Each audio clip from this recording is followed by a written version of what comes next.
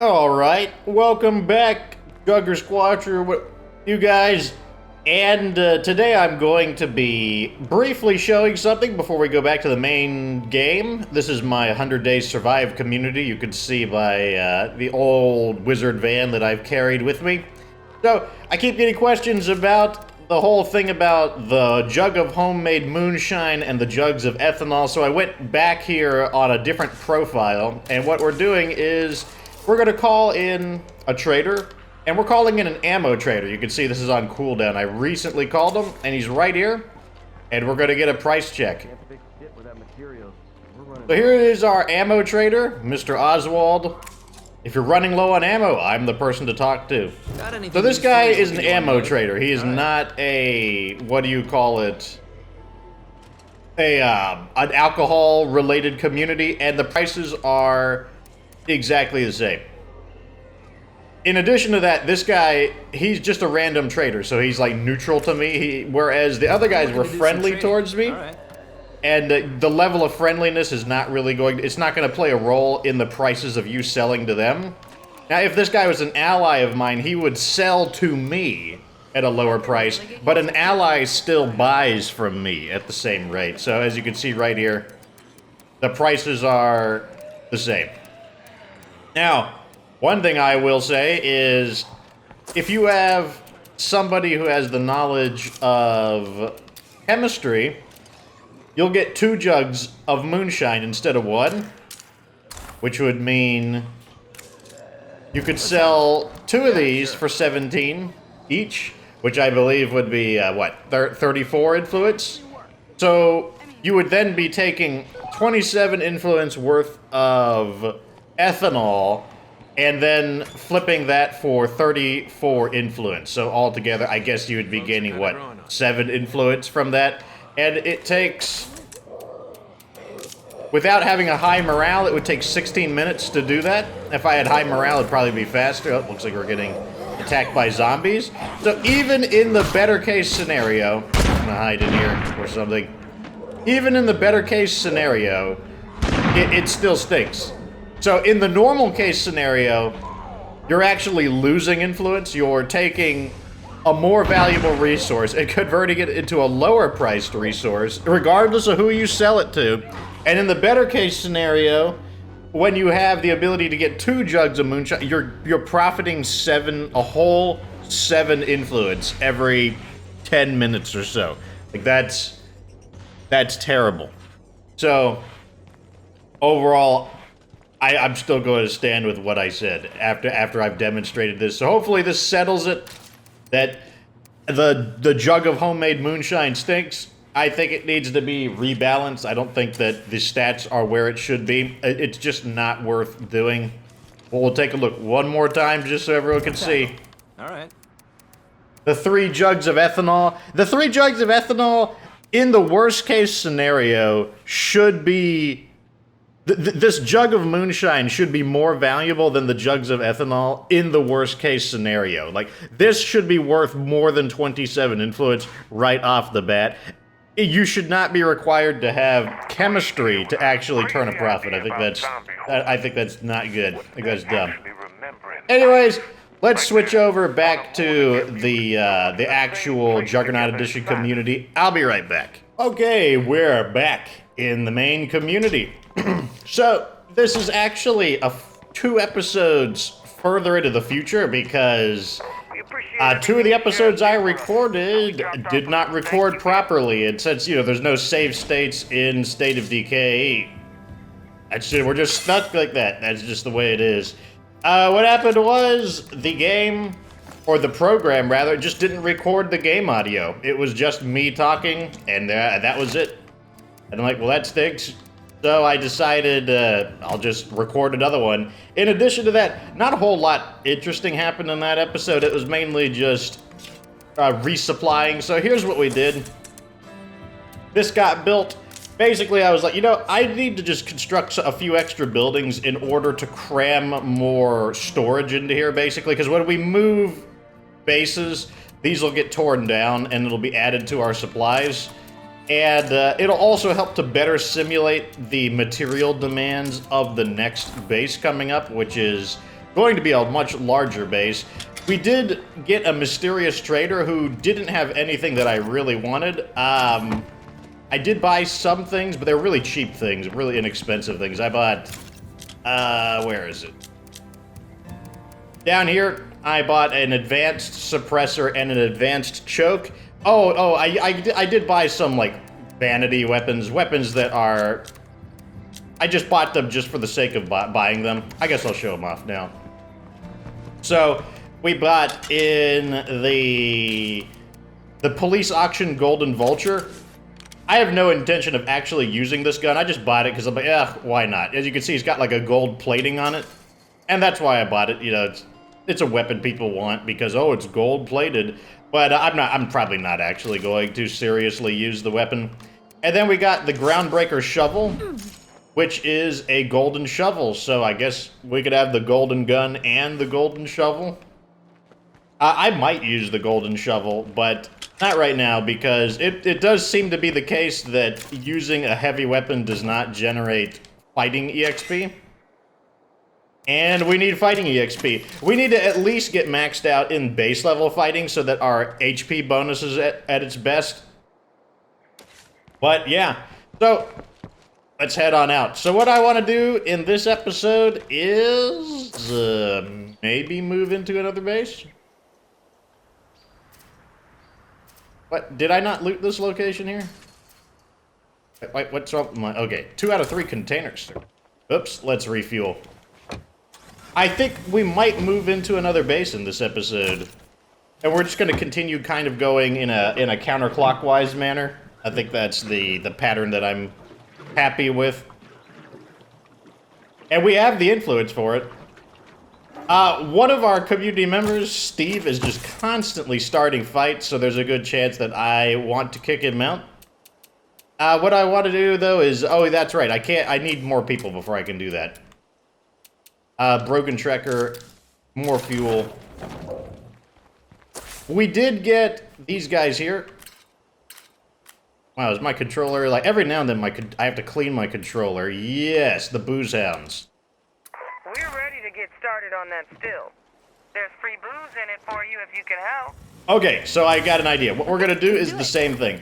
We're going to cancel the booze hounds mission. We're going to tell them no to fail their community. And then we're just going to do the same thing. We're going to basically reabsorb them and we'll have another 3 people added in. We'll kick out the people we don't need. We'll keep the people that are good.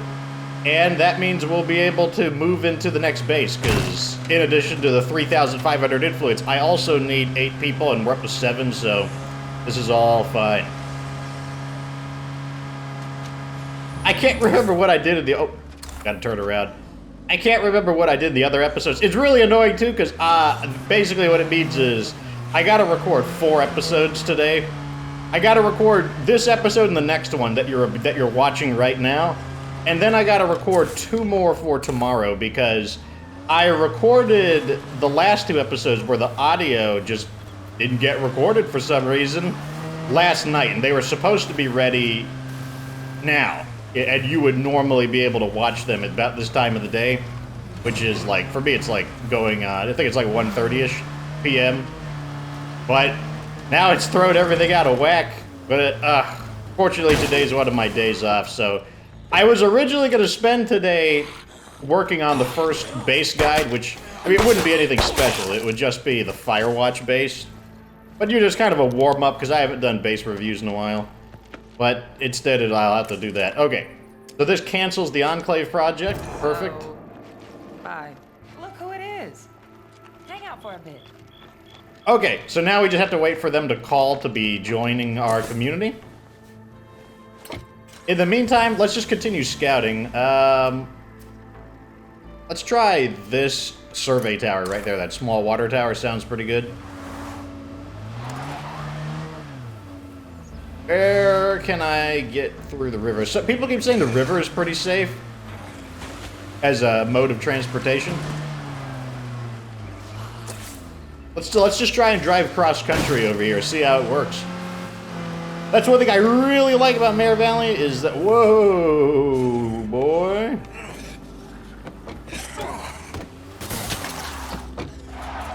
Little bit of a dip there.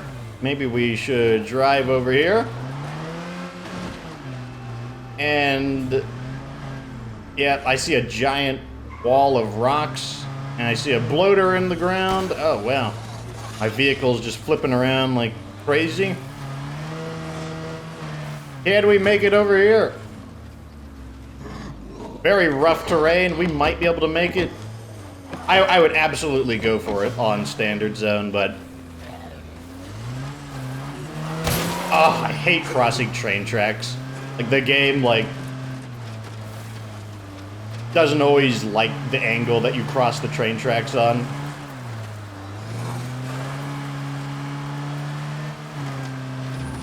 Spooner Hill. Kind of a strange name. Okay. For better or for worse, we're here. I was hoping it was becoming daytime, but it looks like the game is like, nah, bro, we know you love nighttime. That's your favorite time of the day. Oh, yeah, that, now that I see the infestation. Okay, so that's what we did. Time to skedaddle. So yesterday, I used the pyro launcher to quickly burn like 5 infestations. And it went very smoothly. Like, there was nothing really to say about it because the pyro launcher is really good at destroying, and there's no need to use stealth. I guess that's all there is to Really? see. A pharaoh. Interesting. Be 50 influence if I kill him. Go mark him. No, climb down, you stupid survivor.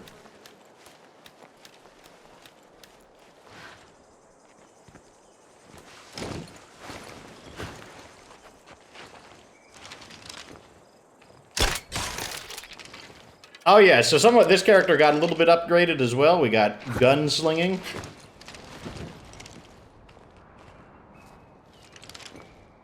I can ignore that one.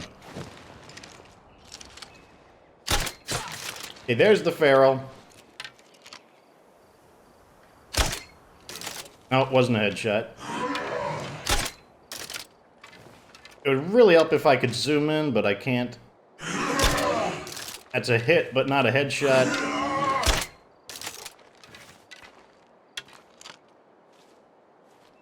This is where the scope would come in. So I think what I want him to do, I think I just want him to detect me.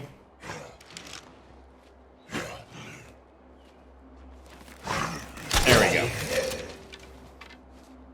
That's one of the things you can do. Just let the feral detect you and he'll run in a straight line and then you can just line up a headshot. You know, if you've never done it, you know, like, intentionally.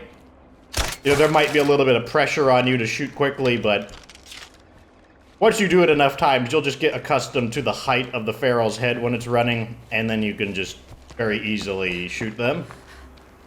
Okay, so let's continue scouting. What tower should I choose next? There's a lot of these areas here that, like for example, this tower, it didn't reveal this, or that, or that. I'm coming. Oh, there's a survivor in trouble, like literally right next to me. I'll be there shortly. Just send the cavalry ASAP, got it? Anybody here? Okay, so apparently this is a holdout mission. Oh no. Oh no. Let's get my, or I think it's a holdout mission. It might just be a rescue. Okay. I'm too late. There's... What? I'm too late? I'm like, it literally spawned next to me. The only way I could have gotten here faster is if it spawned, like, on top of me.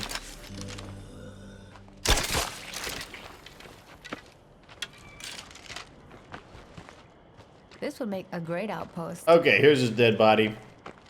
This is the real quest reward, is the fact that we can get, so, I don't know, whatever crappy supplies he's gonna have on him. Maybe I'll have something good. He's got a mace.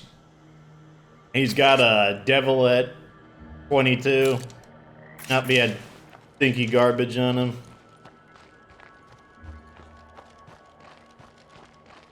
It looks like he was the only survivor here, too. I don't see anyone else.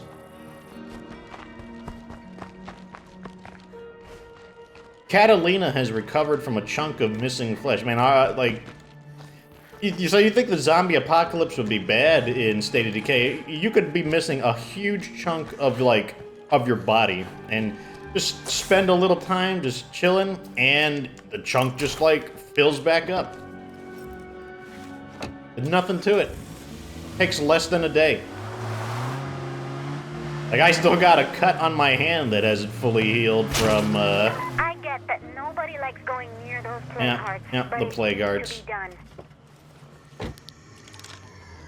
I know you love those plague hearts, community. They'll never shut up about them.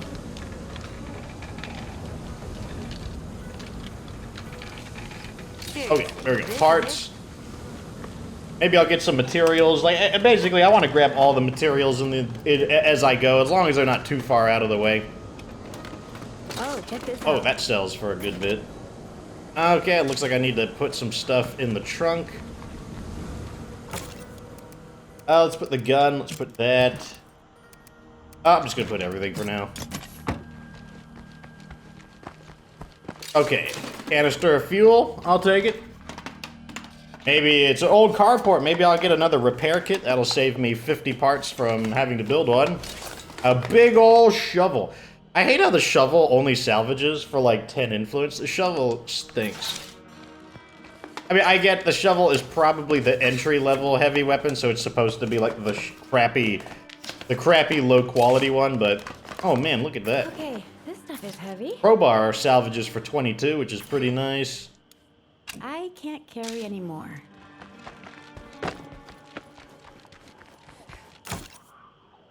I can't carry that much. Whatever, forget about it. I don't care that much. I know some people will be like, oh, look at this. Steve is causing. Let me guess. It's Steve. I'm mad about it. Yep, Steve. Don't worry, Steve. I'm gonna be getting rid of you really, really soon. Yeah, I know it bothers people when I don't pick up all the stuff, but I don't want to pick up all the stuff. I got the thing that I cared about the most, and the rest of it's getting left behind. I gotta leave stuff for other people to gather. You know, there's gonna be, you know, like other survivors who are moving into this area. I'm just gonna drive by here and reveal some of these buildings manually. Get back on the road. And that's why we gotta leave stuff behind, you know, can't be too greedy. If you're like, if you take everything, I don't know, something bad will happen, you'll get like erectile dysfunction or something. So that's why we're gonna leave some stuff behind. Ah, of course, Feral. I can't remember if I explained it in the last episode, but I talked a little bit about this playthrough and some of my methods of gameplay.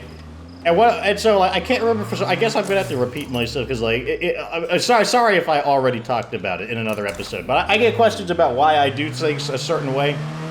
If you want a playthrough that's dedicated to just playing like as well as just straight up playing well, then you're gonna want to watch the Fox Returns to the State of Decay series. I think that's season 7, because this will be my 8th playthrough of Nightmare Zone. And season 7, the Fox Returns to the State of Decay 2, after I took like a break from the game. That one was a lot more focused on teaching. This playthrough, I'm not even taking it very seriously. I'm taking it seriously enough to, you know, not lose, but I'm not taking it that seriously. And sure, I'll talk about some tips along the way, but that's not my goal in this episode, in this season. I'm just playing to enjoy it, because I've been playing this game for 2 years, and the reason I take a break is because the game doesn't change very much, and like I just get tired of playing the same game over and over and over again. So I needed a break. So when I came back to it, I said, you know what? I'm just going to play the game for fun.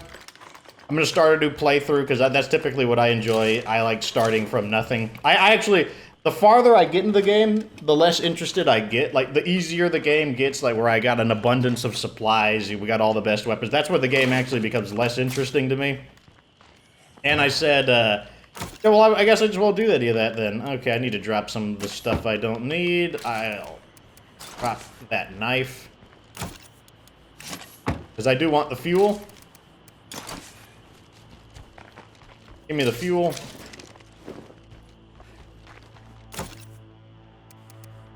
And now give me my parts back. There we go. But like I said, if it's worth something, I will stop for it. But we should probably drop this stuff back at our bases. We are basically, you know, once you have to finagle with your inventory, that's usually a sign that you should go back to base. And that's exactly what I'm gonna do. But yeah, in this playthrough, I'm not even taking it seriously. I'm taking it seriously enough to not, you know, lose the game. You know, like, if somebody dies, somebody dies. You know, but I'm not going to play so bizarrely that I get wiped out of Nightmare Zone. And so, as a result, this is what I'd recommend. If you're a totally new player, well, you wouldn't be able to tell apart the really good ideas from some of my strange ideas, or some of the things that I'm just doing because I'm lazy. So I would recommend, if you're a totally new player, you should probably just follow 90% of what I say. Because, like I said, you don't have the experience yet to differentiate a good idea from a not as good idea. But, you know, if you've played on Nightmare Zone, or if you've at least beaten the Dread Zone, then, you know, just, you can tell for yourself. Like, you know, that seems like an odd idea. Then, you know, don't worry about those odd ideas. A lot of the stuff I do is because I have played the game so long, and I have played with bare minimum stuff. Like, I've done no DLC playthroughs, that it doesn't bother me if I don't have things like Outposts. Like, if I don't have Outposts, I don't care. Like, oh, I'm missing some resources, I don't care. Like, I don't need those resources. Like, I could play just fine without them. Like, it doesn't bother me in the slightest if I don't have those. I can't make any upgrades. I need to build something in order to... Oh, no, I don't. That's fine. I'm trying to just find a way to make more room for materials right now. Check out the stuff I brought home. But the point is that I'm just accustomed to not needing anything, really. People ask, why don't I spend my prestige points and buy a nice Red Talon facility? I don't need it. On the other hand, I do need the prestige points. Every 1,000 prestige points represents 1 hour of grinding on Daybreak. And I am not a big fan of Daybreak. I don't enjoy it. Megaphone. So I would rather just sit on the prestige points and not spend them, and wait until I find a really good idea for them. Because right now I don't have a plan that I'm really taken by. So let's continue scouting. Let's just continue going down the road. We're gonna target over here next. Are the booze hounds ready to join us yet? No. But that's why I don't do it. Another reason I don't make outposts is because I need the influence. Like, right now we're riding at like 3,700 influence. Like, that's just enough in order to move into the next base. And if I buy outposts, then I won't be able to move into the next base. Like, you know, like, don't forget I'm a YouTuber.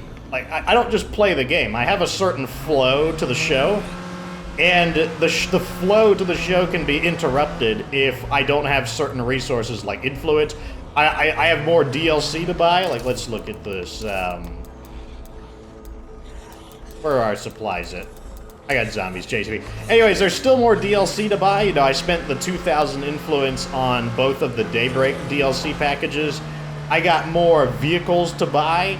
There's a lot of things with influence that I want to buy, and for me, that's way more important to keep the show moving than it is to buy an outpost and get like +1 resources per day or get some beds per day. That doesn't matter to me. I can live without those resources. I could live without the Red Talon buildings.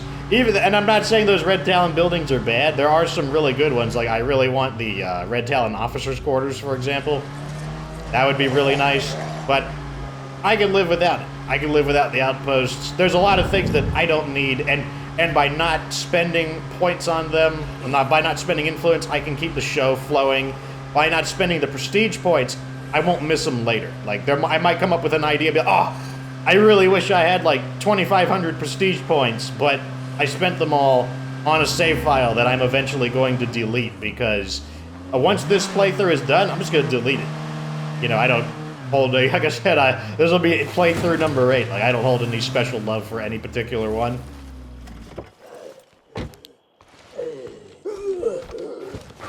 Let's get rid of you. And that's why I do it. So, let me get you out of here too.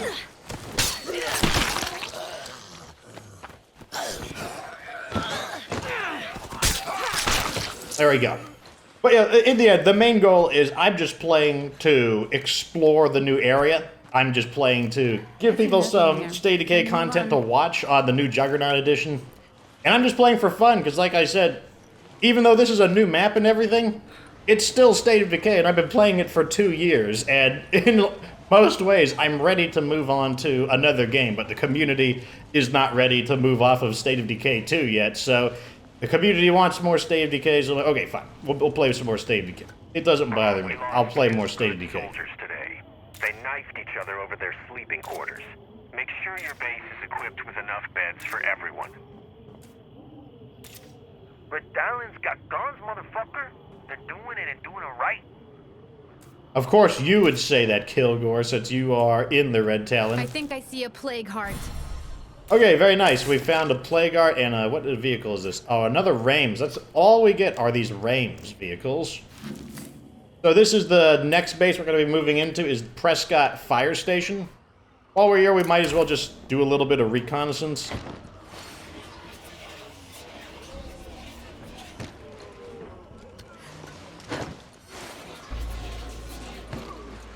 Okay. No, I'm not trying to do that. I don't know. Let's just go in order. It seems like every single one I go to, I'm always missing like 1 or 2 buildings because the scouting range isn't as wide as you would like it to be. So we're just going to hit every single one of these just because I have no idea what it's going to reveal. I don't like how many holes there are in the scouting ranges. Once again, I really wish I had the survey car. I could scout a lot more. Oh, I need to kill this guy.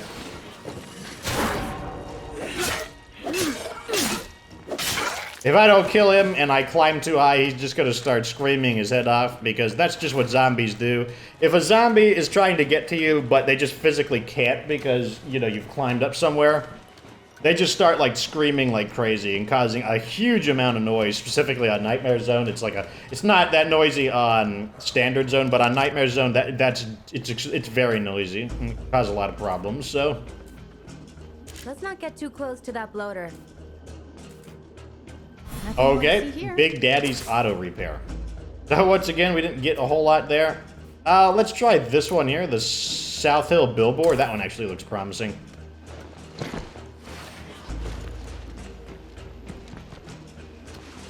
Another thing I want to emphasize is people typically come to the conclusion that because I've been playing the game for a long time, and as a result I play a lot of other games, that people think, oh, does that mean Fox hates State of Decay 2? No.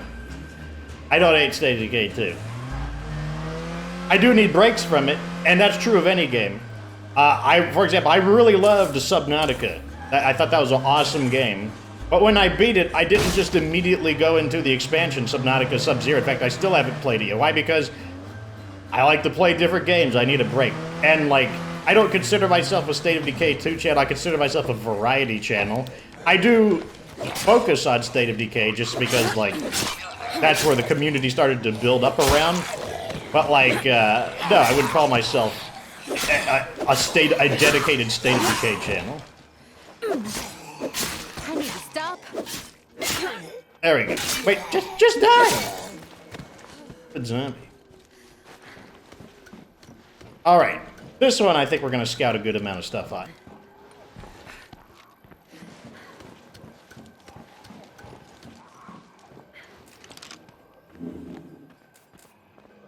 Building.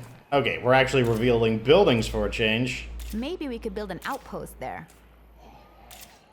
What is this? A police station. Could have some guns in it. And... no. This? I guess that's all There there we is go. to see.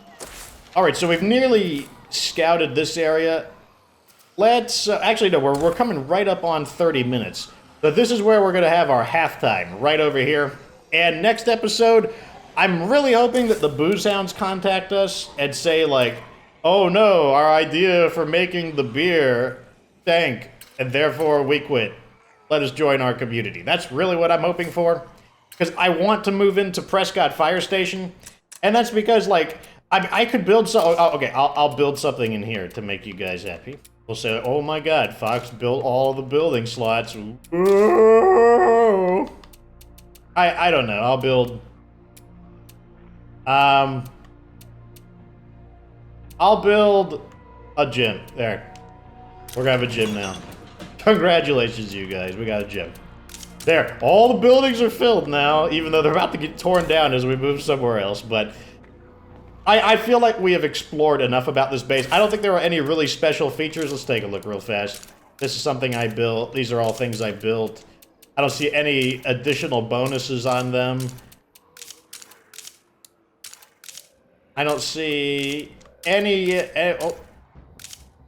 Yeah, no bonuses. Yeah.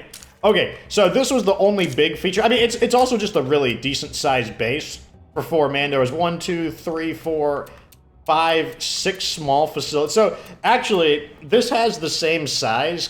I think this is the same base size as the container fort. The container fort has 2 large and 6 small. And that's what this has as well. 1, 2, 3, 4, 5, 6 small, 2 large. That said, the container fort also has advanced storage, and then it also has the castle doctrine, and then it also comes with 8 built-in beds. So I would say this still isn't as good as the container fort, but on the other hand, this is a 4-man 1,000 influence base, so obviously that's like insanely good.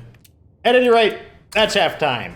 I am going to take a quick break, then I'm going to be back on it. At any rate, like this video if it was entertaining, subscribe for future Juggernaut Edition content. Of course, remember that you don't have to be good to get good.